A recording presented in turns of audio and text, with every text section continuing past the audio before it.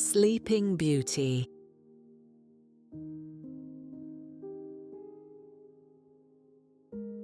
Once upon a time, in a quiet kingdom,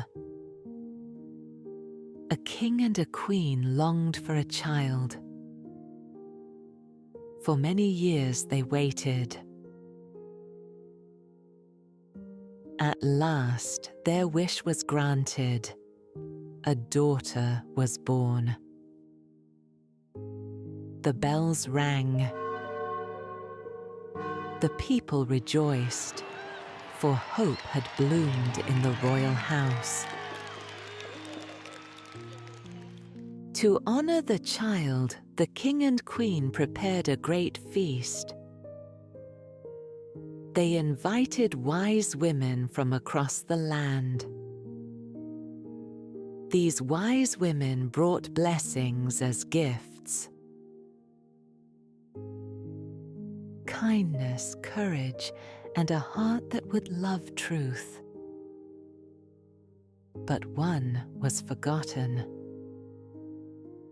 There were more wise women than golden plates at the table. When the feast was bright and the blessings were spoken, the forgotten one entered, anger darkening her face. She cried out that the child would prick her finger on a spindle, and she would fall down as if dead on her 15th year. The hall fell silent. Fear clutched every heart. Then a last wise woman, who had not yet spoken, stepped forward. She had calm eyes. She could not undo the harsh curse, but she could soften it. Not death, she said, but a deep sleep for 100 years, until a brave heart finds her. To protect the child, the king ordered every spindle to be burned or hidden away in the kingdom. Years passed in peace.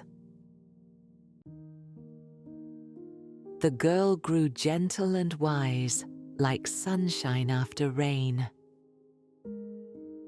On the day she turned 15, the castle was bright with morning light,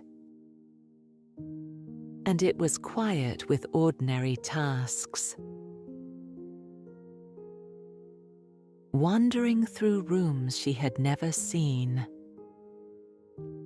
she climbed a narrow stair in an old tower. At the top, she found a little chamber. An old woman sat spinning flax. "What is that whirring thing?" asked the princess. She was curious and unafraid. "It is a spindle, child," the woman answered. "Would you like to try?" The princess reached out and touched the spindle. At once she pricked her finger. She felt a wave of weariness. She lay down upon a bed and fell into a deep, gentle sleep. At that very moment, sleep spread over the whole castle. It came like soft dusk. The king and queen slept on their thrones. The cook slept with ladle in hand. Even the flies on the wall slept. Beyond the castle walls, a hedge of thorns sprang up. It grew high and thick, guarding the sleepers within. Time turned and turned again. 100 years slowly flowed away. Many came before the 100th year, seeking glory. But the thorns were cruel, and the way was lost. At the end of the 100 years, a traveler with a steadfast heart heard the old tale. People warned him of bones among the brambles. But he listened instead to hope. As he neared the castle, the thorns softened. They blossomed into hundreds of pale roses. A path opened. It was as if the hedge itself was tired of guarding dreams. He passed the sleeping guards and the silent kitchens, and the court frozen in gentle rest. In the highest room, he found the sleeping princess. She was peaceful as starlight on a lake. He felt the weight of the long years, and he knew this was no ordinary rest. He bent and gently touched his lips to her brow. The spell broke like thin ice in spring. The princess opened her eyes. All around the castle woke. The king straightened, the cook's ladle clattered, and bells rang bright. The princess looked at the traveler and smiled.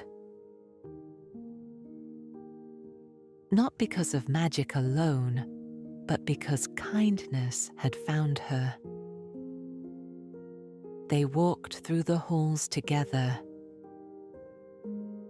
They greeted each waking soul as morning light filled the stones. In time, a wedding was held. Not to end a story, but to begin a better one. The thorn hedge withered, for it had no more work to do. And the roses dropped seeds into the fields. And people remembered that patience can guard us, and gentleness can wake what has slept too long. So the kingdom learned to keep its promises, to invite every voice to the table and to welcome each new dawn.